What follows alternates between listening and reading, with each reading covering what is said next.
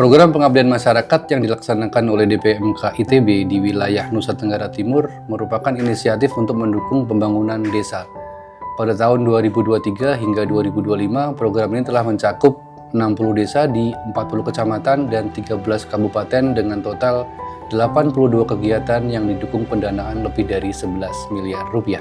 Sejak tahun 2023, saya dan tim sudah melakukan kegiatan pengabdian kepada masyarakat untuk mengembangkan teknologi tepat guna yang berkaitan dengan pengolahan biji kemiri dan menghasilkan berbagai bioproduk dari biji kemiri di Kabupaten Alor di Nusa Tenggara Timur.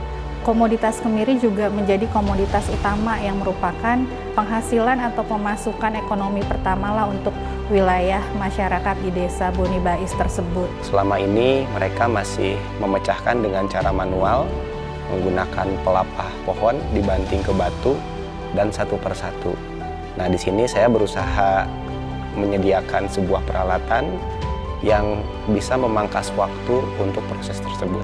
Sebenarnya untuk dusun itu dia membutuhkan mesin pemecah kemiri berkapasitas besar. Gitu. Nah, permasalahannya adalah tidak memiliki listrik. Jadi listrik itu hanya ada di kantor kepala desa saja.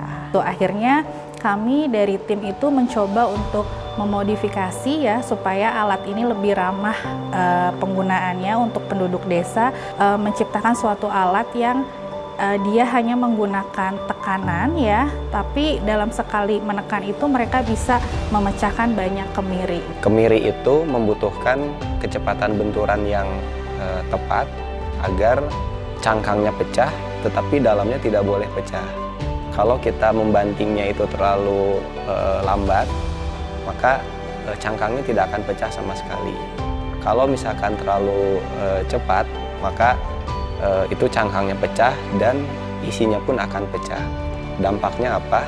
Secara ekonomi harganya akan jatuh. Jadi mesin ini itu ukurannya sekitar 200 kilo. Dikirim dari Bandung menuju ke Desa Kapitan Meo itu dia lewat laut. Jadi dari darat lewat laut dan itu lama banget. Itu mungkin membutuhkan waktu 1 bulan. Mesin yang kami pakai itu menggunakan motor induksi 3 fasa supaya kecepatannya mudah divariasikan. Nah, kemudian kami coba menggunakan pengontrol berupa inverter. Nah, inverter itulah yang mengkonversikan listrik rumahan dengan daya tidak lebih dari 400 watt begitu. Yang melakukan pengupasan kulit kemiri ini adalah ibu-ibu. Jadi bagaimana kita membuat sebuah mesin di mana ibu-ibu itu mudah untuk mengoperasikannya dan juga nggak mudah rusak. Karena kalau di desa seterpencil itu kalau rusak nggak ada yang benerin. Selain kami mengirimkan alat pemecah biji kemiri, kami juga mengirimkan alat untuk bisa mengekstrak minyak biji kemiri tadi. Jadi di akhir yang hancur-hancur dan tidak bisa dijual, itu dimasukkan ke mesin yang disebut sebagai hydraulic press atau screw press.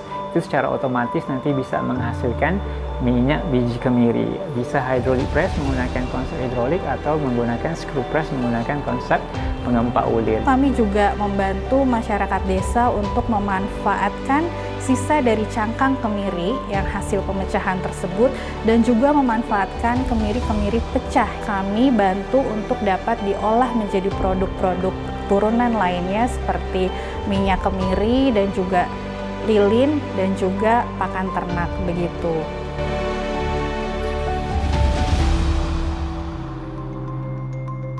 Khusus untuk yang di Kabupaten Ngada, aktivitas kami ini ada di Desa Inerie, di Kecamatan Inerie, kemudian ada di Desa Aimere, di Kecamatan Aimere, dan juga di Desa Bajawa. Kalau yang di Inerie, kami mengolah daging buah kelapa menjadi virgin coconut oil dan telah dipasarkan juga ke luar daerah. Kemudian dari batok kelapa telah diolah menjadi arang dan briket dari kelapa. Di Bajawa kami membantu masyarakat untuk mengolah limbah pertanian menjadi pakan ternak. Di Bajawa kami bekerja sama dengan Sekolah Tinggi Ilmu Pertanian Stiper Flores Bajawa. Kami mengolah sisa pertanian menjadi pakan dan saat ini dikembangkan pakan untuk ayam petelur. Di Desa Inerie kami juga membantu masyarakat untuk mengeringkan buah menggunakan lemari pengering. Buah yang dikeringkannya buah-buahan musiman yang tersedia di Desa Inerie. Dengan demikian buah kering tersebut relatif lebih tahan lama dan dapat dipasarkan keluar daerah.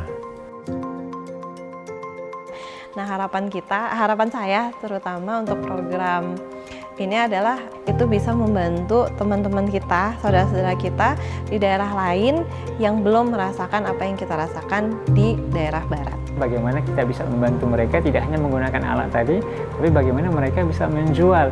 Utamanya untuk meningkatkan nilai tambah dari produk lokal di sana.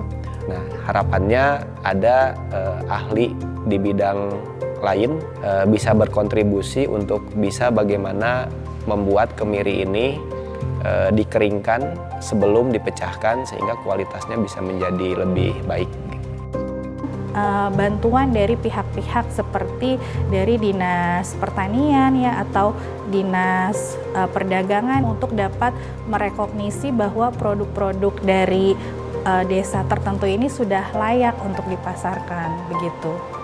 Program pengabdian masyarakat ini turut mendorong kemandirian energi, peningkatan ekonomi petani, serta memperkuat kerjasama antara ITB, masyarakat, dan pemerintah daerah di Nusa Tenggara Timur.